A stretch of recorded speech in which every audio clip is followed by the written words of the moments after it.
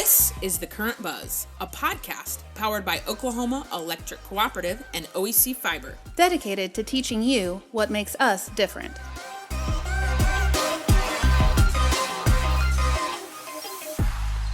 Welcome to another episode of The Current Buzz. We have Current Buzz VIP here today. Daniel Laughlin, our energy efficiency solutions specialist, is back with us today for a three-part series on energy efficiency. So welcome back to the show, Daniel. I think you've been on the show almost as many times as I have. I know, podcast star, right? So what we want to focus on today, and this is very much what you don't know about Daniel, is Daniel is also BPI certified, which means he is certified quite literally and the buildings are functioning at the highest level of efficiency that they can. Very well versed in this. He's also an avid DIYer and very talented at building and all these things. So all of the advice that we're going to give you today will really focus on, as it gets hotter and summer bills tend to increase, what can you be doing at your home for zero to low cost? That is going to be the focus of today. Our next series in energy efficiency will focus more on the at-home do-it-yourselfer. And Daniel will have some projects that you can do there. And then our final episode in this series will focus on ways that you can really leverage high-speed internet through OEC Fiber to make sure you're making your home as smart as possible, which again allows you to save energy. So kind of just a quick intro into that.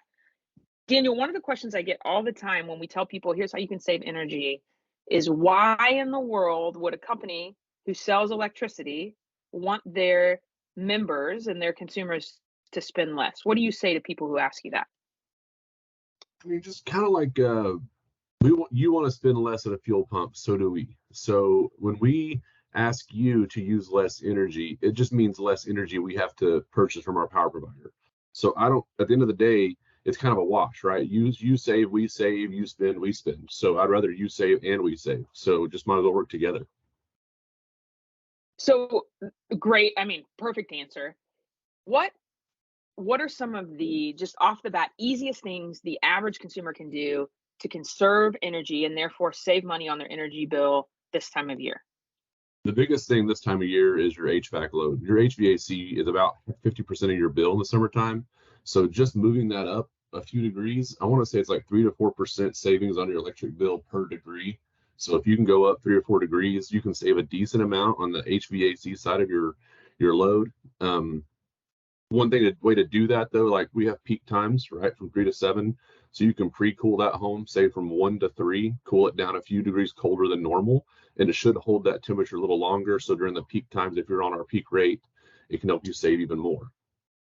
Well, and that actually just right there is a great point as well, because we do have different rate options. One of the ones, the peak rate that you're referring to, has a lower energy charge for off-peak hours. So Monday through Friday from 3 to 7 p.m., those are the peak hours that you want to avoid using the most energy. If that is not a good fit for you, we also have two other rates.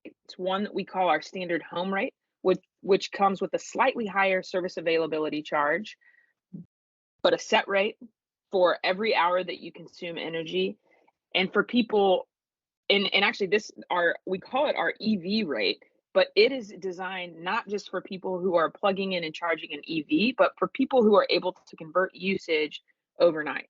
So that rate gives you the biggest cost savings if you can run your dishwasher, run your washing machine from 9 p.m. to 6 a.m. And if you can convert usage 9 p.m. to 5 a.m., sorry, Daniel corrected me, then you have a maximum amount of savings. And one of the things that you've kind of helped me see is a lot more people can benefit from that rate than just an EV user, correct? Absolutely. There's all kinds of smart devices, and we'll talk about that in the third part of this series, but a lot of times you can set schedules on these smart plugs, smart devices to just run. Even dishwashers have delayed starts, washers have delayed starts. If you delay that to 9 p.m., our EV rate from 9 to 5 is 5 cents a kilowatt hour. So you might as well, I don't care. At the end of the day, if you can run everything in your house from 9 to 5, it still benefits us and benefits you. So step one, honestly, is know what rate you're on and know if that fits your lifestyle. And if it does not, call us 405-321-2024. You can change your rate once every 12 months. We're happy to help you do that. We actually even have a rate calculator online that you can put in your real usage, and it'll tell you, here's the rate that's going to be the best fit for the way you use energy. So, and then going on with your first point, if you know your rate, you know if you need to divert usage from the hours of 3 to 7 or whatever that rate might be. What else are some easy energy savings tips? So I'm an avid griller. This time of year, I know it's warm outside, but when you cook inside, you're turning your oven on, turning your grill on, your stovetop on, you're adding moisture, adding heat inside that home, making it a little more uncomfortable in the kitchen area, making your HVAC system try to overcome that added heat to the home. So I grill a lot outside. I mean, I make breakfast outside, I make dinner outside. So anytime you can get that heat outside and not make your HVAC work harder, I think it's an easy win if you got a grill.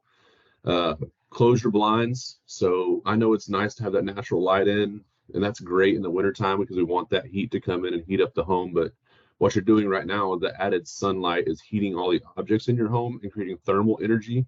So if that sun hits your table, it heats the table up and that heats that room. So if we can close blinds, close curtains, and kind of mitigate that heat coming in before it ever hits those objects, it helps a lot too. I had never considered the fact that you could literally heat the objects in your home. I mean, that again, logically, that makes perfect sense, but that's such a good visual on keep the outside heat outside, and especially for those who are not in their home during the day. There's no need for them to be heating up their home while they're away at work. What other easy low-hanging fruit do you have for us? Ceiling fans, box fans. So moving air feels cooler than stagnant air. So if you're in the room, obviously fans cool people, not rooms. So if you're not in the room, turn the fan off. But if you're in there, turn that ceiling fan on high. If you cranked it up 3 or 4 degrees and maybe that's an uncomfortable temperature for you, by having that fan hitting you, it probably feels like that temperature you originally had it set at. So make sure they're turning the right direction. I believe in the summertime, we want them moving counterclockwise. I may have to double check that. That's a quick Google. Yeah, I do it Google every time we switch the direction of the fans. I have to too, and that's literally my world. But I'm still like, I'm pretty sure it needs to be counterclockwise right now. So what you're doing when the direction of the fan matters, because one direction is pulling the cool air off the ground and pushing it to the roof, pushing that hot air back down around you. The other one is pulling that warmer air and kind of just pushing the air against you more. So it actually, the fan blade direction changes that a little bit. But I would say that's a big one. So I have a specific question, and this is a question that we've gotten a couple times. Is summer tends to have people taking vacations, right? What is something people can do when they are not in their home? So they're gone for a week. They've gone somewhere on vacation with their family. What should they do to kind of vacation proof their home? So turn your thermostat up unbearably warm. I mean, you can go 78, 80 degrees, whatever that is. There's no reason for that house to stay cool while you're not in it. But another one people don't think about is your hot water heater. So your hot water heater typically accounts for like 30 to 40% of your electric bill.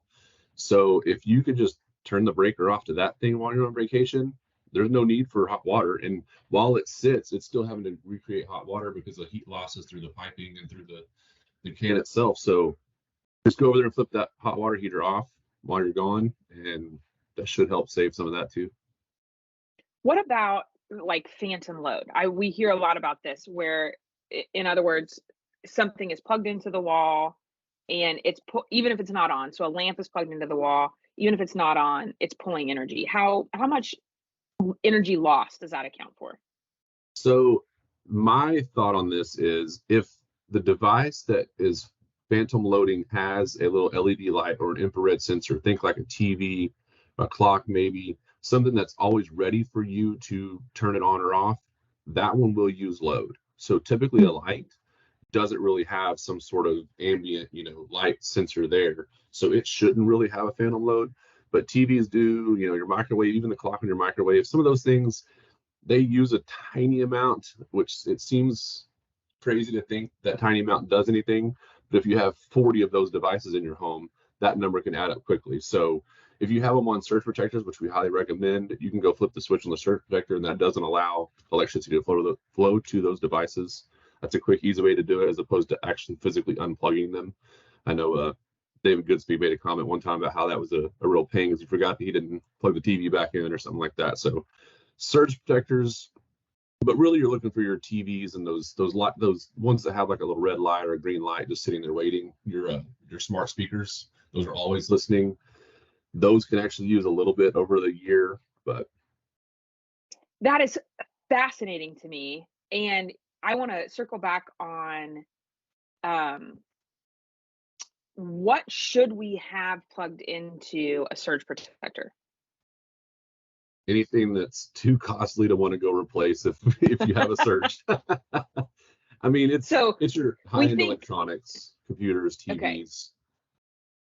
Okay. And that's what that's naturally computers and TVs come to mind. I didn't know if that's something that does a refrigerator plug into a surge protector? Does a microwave? I mean, what is your recommendation on that? Now that you have me thinking about it, those probably aren't bad ones to put on there. If it's easier, sometimes pulling out refrigerators can be a pain. They do make like surge protecting breakers. So you could actually go into the breaker panel, pay an electrician. We would never recommend you to do that, but you can actually put in a surge protecting breaker. That way it's just unplug, plug in, and don't have to pull that refrigerator out and deal with this cord that's back there that, you know. So I have two more questions. One, what else have we not asked you? And two, what is a mistake you see people make a lot on the residential end that either they think is going to save them a lot of money or they forget to put in a surge protector? What is something that you see often enough that you want to caution people against? This is the easy one, hands down, windows. So everybody naturally thinks their windows are leaky. Last I checked, air doesn't pass through glass. So it's not the window that's leaky, it's the edge of the window. Maybe it's the window sill, the trim around the window, the caulk around the edge of the window. That can be drafty. And windows are very, very expensive. I mean, they're $600 a window. By the time you pay a window replacement person, you can be at $20,000. That window technically only affects your heating and cooling load of your bill. So your heating and cooling load is about 50% of your bill. Windows affect about 20% of that, or 10% of your actual bill. If you cut it in half, you're saving 5% on an electric bill. Do the math. 20 years, 5% a month. I mean, it's like a 30 to 40 year ROI. So my recommendation, just go caulk around the windows. Go reseal everything up outside and inside. Stop that air transfer, and you're doing all the good. Perfect. And that is another thing. And one of the services that we offer is we offer a home energy consultation program free to our members. Who tell me a little bit more about that. Yeah, so we contract out through Precise Building Performance to come do a full home energy audit. They do a blower door, so they hook up this fan to your front door. It puts negative pressure on the house and pulls air through it.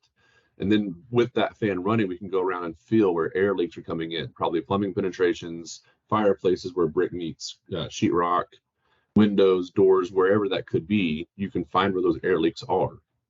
So with that test, you can walk around and go, oh, I need to put some foam here, some weather stripping here, some caulk here. Then they also do the same thing with your duct system, because we want all of your conditioned air to make it into your home.